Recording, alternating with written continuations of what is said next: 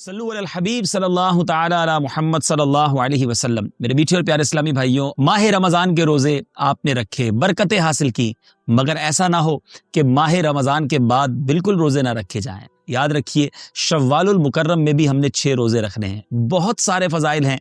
बड़ी प्यारी हदीस पाक, नबी पाक सल्लल्लाहु ताला अलैहि वसल्लम का फरमाने आली शान है, जिसने रमज़ान के रोज़े रखे और फिर 6 दिन शव्वाल में रखे तो गुनाहों से ऐसा निकल गया जैसे आज ही माँ के पेट से पैदा हुआ है। सुभान अल्लाह। इस बार हम इंशाअल्लाह माह शव्वाल में 6 रोज़े ज़रूर रखेंगे। अल्लाह ताला से दुआ है हमें नफली रोज़ों से भी प्यार अता फरमाए। माह रमज़ान के रोज़े रखे, तरावियाँ पढ़ी, जिन्होंने इबादतें की, उनके लिए तो इनाम के दिन है। सुभान अल्लाह। कितनी शानदार हमारी शरीयत है, जिसने हमें ईद के दिनों में खुशी मनाने का भी गोया हुक्म दिया है और इसे सुन्नत करार दिया गया है कि मुसलमान खुशी मनाएं, मुआनका करें, मुसाफहा करें, मुस्कुरा कर मुलाकातें करें। सुभान अल्लाह। मोस्ट फ्लेक्सिबल रिलीजन अगर दुनिया में कोई है तो यकीनन वो हमारा मजहब इस्लाम है। यानी कितनी शानदार हमारे त्यौहार हैं, जिसमें गरीबों का भला भी हो जाता है, दोस्त अहबाब भी एक दूसरे से मिल लेते हैं, रिश्तेदार एक दूसरे से मिलते हैं। तो हमें भी ईद के दिनों में अपने दोस्तों से, रिश्तेदारों से मुलाकात भी करनी है, मगर एक बात याद रहे, हमें गुनाहों से बचना है। माशाल्लाह पिछले ही दिनों आपने रोजे रखे, नमाजें पढ़ी, तरावियां पढ़ी और गुनाहों से बाज रहे।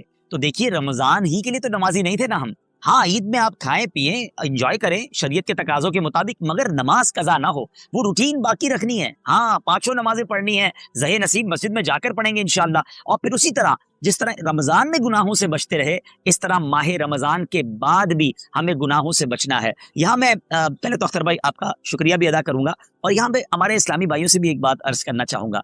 एक्चुअली ऐसा लगता है कि अगर कोई शख्स माह रमज़ान में जिस तरह गुनाहों से बचकर इबादतों में दिन गुजार रहा था, मस्जिदों में वक्त गुजर रहा था, तिलावत में दिन गुजर रहा था, राइट आफ्टर रमज़ान जो ये 3 दिन ईद के हैं, अगर ये 3 दिन भी अपने आप को गुनाहों से बचा लेना, क्योंकि ये बड़ा ऐसा लगता है कि शैतान अटैक करता है। यानी आप देखें ना कि 1 महीना वो बंद रहा है तो उसको तो बड़ा खराब लग रहा होगा कि यार ये मुसलमानों ने इतनी इबादतें कर ली, इतना अल्लाह के करीब पहुंच गए।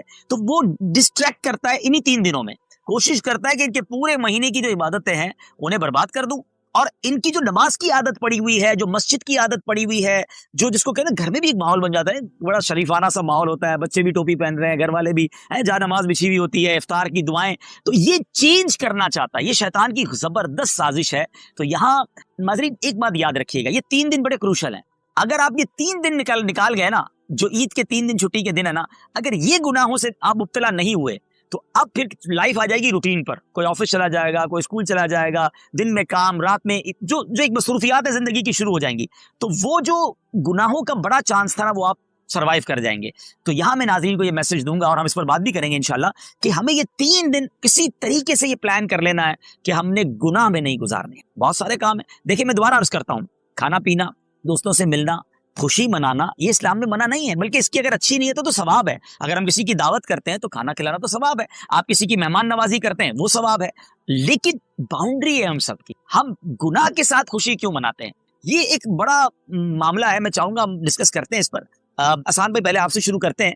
ये वाकई एक बड़ा मसला हो गया है मुसलमानों में कि जब भी खुशी मनानी है, whenever we try to celebrate something, जनाब उसमें अल्लाह को नाराज करना है। ये एक ऐसा शैतान का वार है जो लोग शायद समझ नहीं पा रहे। क्या फरमाएंगे आप इस बारे में?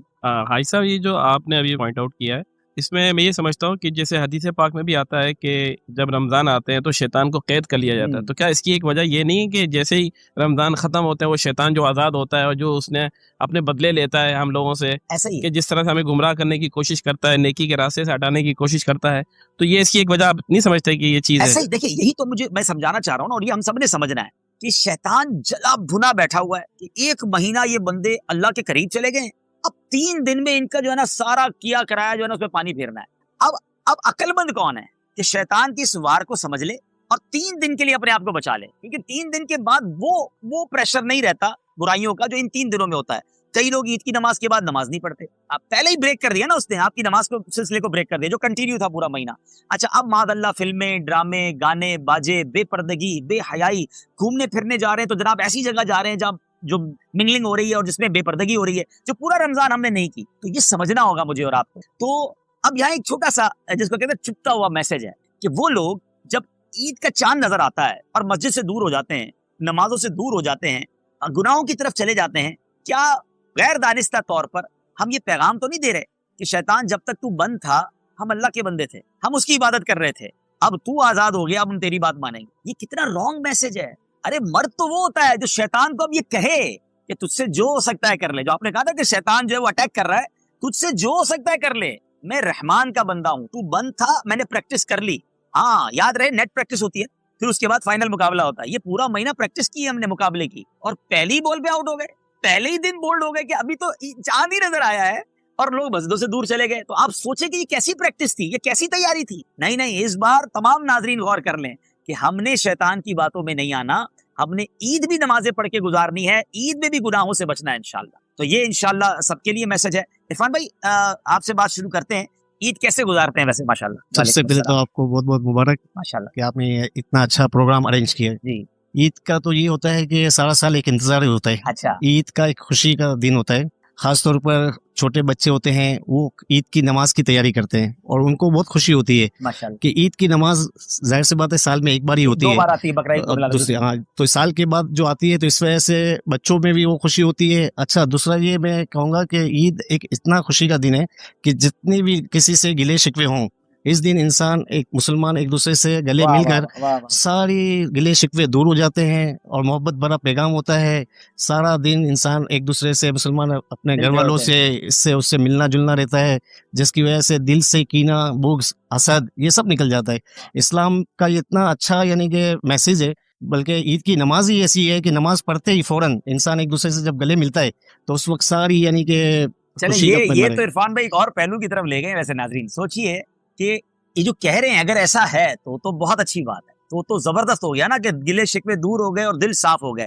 مگر ایسا ہوتا کم ہے, گلے بھی مل رہے ہیں, عید کی مبارکباد بھی دے رہے ہیں اور دل سے معاف بھی نہیں کر رہے. مزہ تو اس بات میں جو ہمارے عرفان بھائی کہہ رہے ہیں نا کہ بس عید کا دن آ گیا, خوشیوں کا دن آ گیا, اب کیا دشمنی رکھنی, اب کیا دل میں بات رکھنی. یار یہ بھی اللہ کا بندہ, میں بھی اللہ کا بندہ, ہو گئی کوئی بات نہیں, دل بڑا کریں, عید مبارک کریں. اب عید مبارک بھی کر رہے ہیں اور دل بھی بھرا ہوا ہے, تو سبحان اللہ بڑا اچھا ان کی میں تو سمجھتا ہوں ہمیں پوائنٹ ملا ہے کہ آج سارے بھائی یہ نیت کر لیں, خوشی کا موقع ہے نا, معاف کر, ہاں دل صاف کر لو یار. میں سمجھتا ہوں عید کی سب سے بڑا تحفہ یا عیدی اگر کسی کو دینی ہے نا تو سب سے بڑی عیدی یہ ہے کہ آپ سب کو معاف کر دیں. بس جو ہو گیا, دل بڑا کریں, رشتے داروں. اچھا ایسا بھی ہوتا ہے عرفان بھائی, اور ایسا ہو سکتا ہے ابھی بھی کوئی ہمارے ویور سن رہے ہو ہم کو کہ آج عید کا دن ہے مگر فلاں رشتے دار کو فون نہیں کرنا یا فلاں کے گھر نہیں جانا ہے. نہیں وہ تو ہمارے ساتھ انہوں نے ایسا کیا تھا ویسا کیا. یہ کیسی خوشی ہے کہ آپ کسی مسلمان سے دور ہیں. ایسا نہ کریں, دل بڑا کریں, سب کا بھلا سب کی خیر, کوئی بات نہیں, معاف کر دیں, تحفہ بھجوا دیں یا ان کے گھر چلے جائیں, ان کو بھی کہیں آج عید کا دن ہے میں معاف کر دیں. اللہ کرے کہ یہ خوشیوں کے ساتھ امید بنائے. اچھا میں ایک اور بات بھی آپ کے توسط سے شیئر کرنا چاہ رہا ہوں. جو معافی کا معاملہ ہے نا, انسان اپنے دماغ میں ذہن میں دل میں جو چیزیں بھر کر رکھتا ہے دوسرے کے بارے میں حسد کر کے یا دوسری چیزیں, وہ اپنے اوپر ہی ڈپریشن کا شکار ہو جاتا ہے, بیماری ہو جاتا ہے وہ. تو بہتر یہ ہے کہ اپنے آپ کو اس کی سب سے بہترین دوا یہی ہے کہ معاف کر دے, دل خالی کر دے, بس ختم کر دے, اس کو معاف کر دے. اس میں آخرت کے لیے بھی اس کے لیے اچھا ہی ہے, اور جو دوسروں کو معاف کرتا ہے اللہ پاک اس کے لیے معاف کرتا ہے. اچھا بڑی کمال کی بات کی عرفان بھائی, آپ کو تو ہمیں اگلے پروگرام میں بلانا پڑے گا. دیکھیں یہ کئی لوگوں سے کئی باتیں سیکھنے کو ملتی ہے نا کہ اصل فائدہ تو ہمیں. آصف بھائی کیا کہیں گے آپ, ہم نے کسی سے حسد کیا ہوا ہے نا, ایکچولی ہم نے اپنے اوپر ہی بوجھ لیا ہوا ہے, اس کو تو ٹینشن ہی نہیں ہے, نیند آپ کو نہیں آ رہی, سوچ اس کے بارے میں آپ رہے, دل پہ بوجھ آپ کے کہ یار اس نے ایسے کیوں کہا تھا, وہ اچھا ترقی کر رہا ہے تو پرابلم ہے, تو ٹینشن تو آپ نے اپنے اوپر لی ہوئی ہے, ڈپریشن الگ چل رہا ہے, بیماری الگ چل رہی ہے. تو بھائی اپنے آپ کو بھی فریش کرو, معاف کرو اور انجوائے کرو. کیا کہیں گے, عید کا پیغام کیا دیں گے آپ؟ ٹاپک تو جو اگر معافی کا چل رہا ہے تو بھائی کی میں نے بات سنی ہے کہ اس سے اچھا تحفہ کوئی ہو ہی نہیں سکتا کہ دل سے معاف کر دیا جائے, اور دل سے معاف کرنا ہی بنتا ہے. اور آپ نے بھی یہ توجہ میں دلائی ہے کہ آپ واقعی اگر ایسا ہو جائے نا تو پھر تو مدینہ ہو جائے, بڑا آسان ہو جائے گا, بہت اچھا ہو جائے گا, معاشرے میں کتنی خوشیاں آ جائیں گی. اچھا یہاں میں ایک اور بات بھی ناظرین آپ سے کرنا چاہوں گا. میں اور آپ سب کیا چاہتے ہیں, اللہ ہمیں معاف کرے ہمارے سارے. اچھا ہم کہتے ہیں کہ اللہ کے بارے یا اللہ میرے صغیرہ بھی گناہ معاف کر, میرے کبیرہ بھی معاف, میری ہر غلطی معاف کر دے. اچھا ہے بڑی لاجیکلی بات, تھوڑی گہری ہے, سمجھ سنیے گا. میں رب سے یہ چاہ رہا ہوں کہ اے اللہ تم میری ہر غلطی معاف کر دے. سوال یہ تم نے دوسروں کی غلطیاں معاف کی ہیں, ہم کسی کی غلطیاں نہ معاف کریں, اللہ میری غلطیاں معاف کر دے. بھائی پہلے آپ بندوں کو تو معاف کریں نا, اور پھر اللہ سے عرض کریں کہ مولا میں نے بندہ ہو کر تیرے بندوں کو معاف کر. اے اللہ تو کریم ہے نا, تو رحیم ہے, تو آج عید کی خوشیوں میں مجھے بھی معاف کر دے. آپ بلیو کریں, آپ دل بڑا کر لیں, بہت اچھا ہو جائے گا. آصف بھائی ویسے نارملی عید کیسے گزرتی ہے, عید والے دن کیا کیا کرتے ہیں, کچھ بتائیں نا ہمارے ناظرین. سر نارملی بس عید کی جو تیاریاں ہوتی ہیں عموماً اصل میں عید تو بچوں کی ہوتی ہے, اور بچیاں ماشاءاللہ میرے گھر میں تو بچیاں زیادہ ہیں ماشاءاللہ, تو ماشاءاللہ جو ان کی تیاریاں, کپڑوں کی رات سے ہی تیاریاں ہوتی ہیں.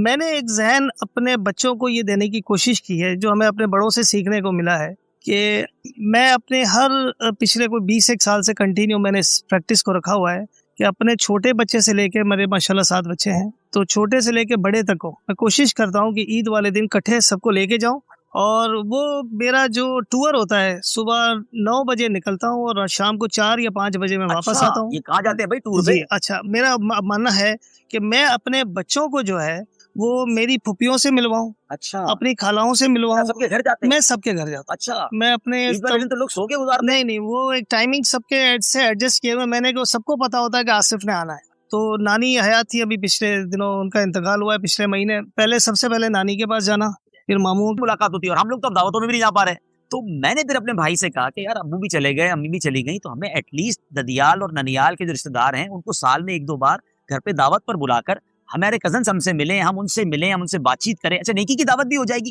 اور صلہ رحمی والا معاملہ بھی ہے، تو اس کو میں نے الحمدللہ وہاں سے لیا، پک کیا۔ ویسے تو ملاقات ہو جاتی تھی لیکن ایک اسپیشلی ایک گیٹ ٹوگیدر 1-2 گھنٹے کا بات چیت ہو رہی ہے، گفتگو ہو رہی ہے، ایک دوسرے کے حال احوال ہو رہے ہیں، اور ہم الحمدللہ نیکی کی دعوت بھی اس کو دے سکتے ہیں، تو بڑا کمال کا چلیں ہمیں چیز ملی کہ رشتہ داروں سے مل کر عید گزاریں اور اس سے دل جوئی ہوتی ہے۔ ہاں یہ ضرور ہے ناظرین، یہاں ایک بات میں کہہ دوں کہ جو شریعت کے تقاضے ہیں رشتہ داروں سے ملنے میں، جہاں جہاں پردے کا معاملہ ہے اس کو ضرور آپ ملوز خاطر رکھیں کہ یار سارے رشتہ دار ہیں، کوئی بات نہیں، مل کر بیٹھے ہیں، مل کر کھا رہے ہیں، وہ بیریئر رہے گا۔ اس کے علاوہ باقی آپ شریعت کے تقاضوں کے مطابق ضرور ملیں، اور یہ صلہ رحمی کی تو بات ہی زبردست ہے۔ کچھ کہنا چاہیں گے عرفان بھائی؟ جی میں یہ عرض کرنا چاہوں گا کہ ماشاءاللہ عید کے حوالے سے یہ پروگرام رکھا گیا ہے، امیر علیہ سنت دامت برکاتہم العالیہ بڑا پیارا ذہن دیتے ہیں، جیسا کہ ابھی موضوع بھی چلا تھا کہ عید والے دن جو ہے ہمیں گناہوں سے بچنا ہے اور نیکیوں میں گزارنا ہے۔ الحمدللہ امیر علیہ سنت دامت برکاتہم العالیہ نے مدنی قافلے کا ذہن دیا ہے۔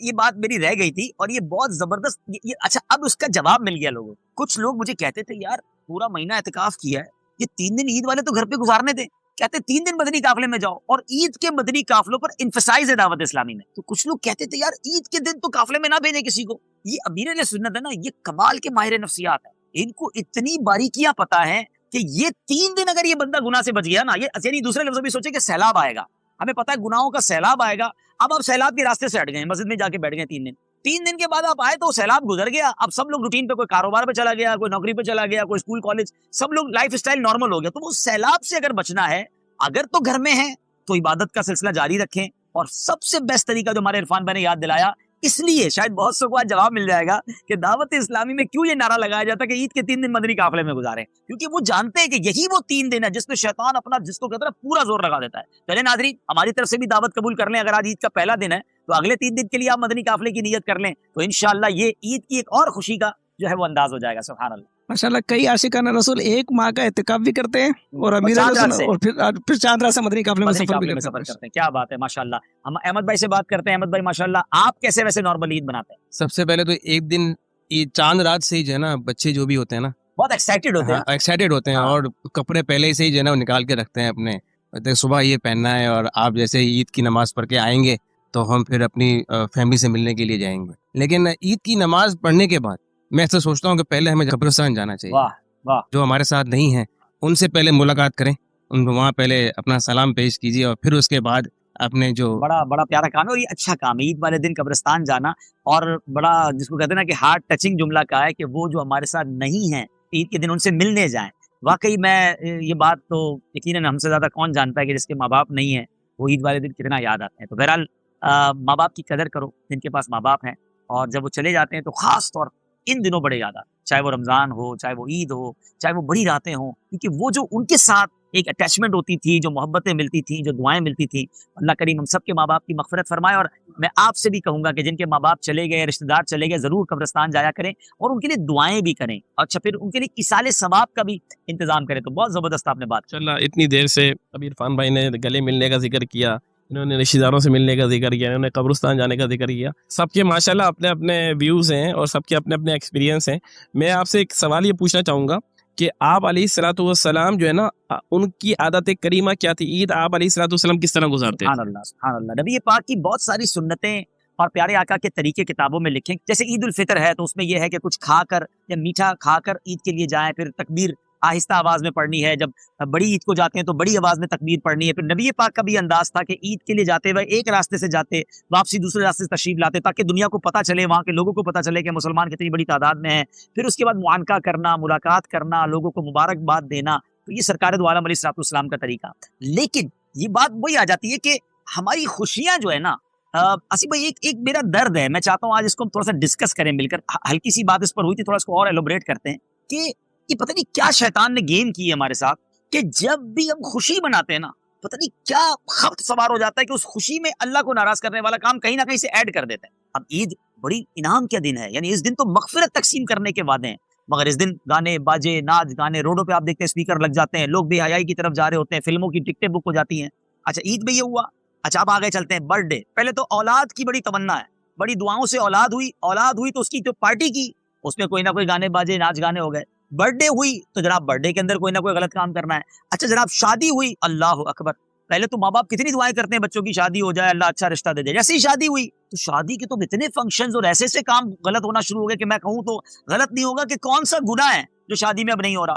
پھر آگے چلے، نیا گھر اللہ نے دیا نا، نعمت ملی، اس نئے گھر میں دوستوں کو بلانا ہے تو کوئی ایسا کام کرنا ہے جس میں رب ناراض ہو جائے. نیا بزنس شروع کیا، کوئی انوگریشن ہے، چاہے آپ کے جناب پروجیکٹ کی انوگریشن ہے، کوئی آپ کی دکان کی انوگریشن ہے، افتتاح ہے، تو اس میں بھی بعض اوقات ایسے کام ہو رہے ہوتے ہیں جو نہیں ہونے چاہیے. یہ کہاں سے شیطان نے گیم کیا ہے کہ عقل کیا کہتی ہے کہ جب جو مجھے دینے والا ہے اس کا میں تھینکس کہوں گا، اس کا شکریہ ادا کروں گا، نہ کہ اس کو ناراض کروں گا. تو ہم اتنے عجیب ایک دورائے پہ آ کے کھڑے ہو گئے ہیں کہ خوشی اور گناہ یہ ساتھ ملا لیا ہے ہم نے. آج اگر ایک میسج لے لیں نا ناظرین، میں سمجھتا ہوں میرا یہ پروگرام قبول ہو جائے گا، پروگرام وصول ہو جائے گا، کہ آج ایک میسج لے لیں کہ وہ کیسی خوشی ہے کہ میں تو خوش ہو رہا ہوں، میری فیملی خوش ہو رہی ہے، میرے دوست خوش ہو رہے ہیں، اور میرا رب ناراض ہو رہا ہے. مجھے خوشی دینے والا ناراض ہو رہا ہے، باقی ہم انجوائے کر رہے ہیں. یہ کیسی خوشی ہے؟ مجھے اس کا جواب دے دیں. ایک نیت کر لو، آج میں خوشی آئندہ ایسے مناؤں گا کہ میں بھی خوش، میرے بچے بھی خوش، اور میرا رب بھی راضی. Simple is that. اور اس فارمولے میں رانگ کچھ نہیں ہے.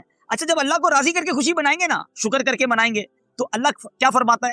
لَإِن شَكَرْتُمْ لَأَزِيدَنَّكُمْ.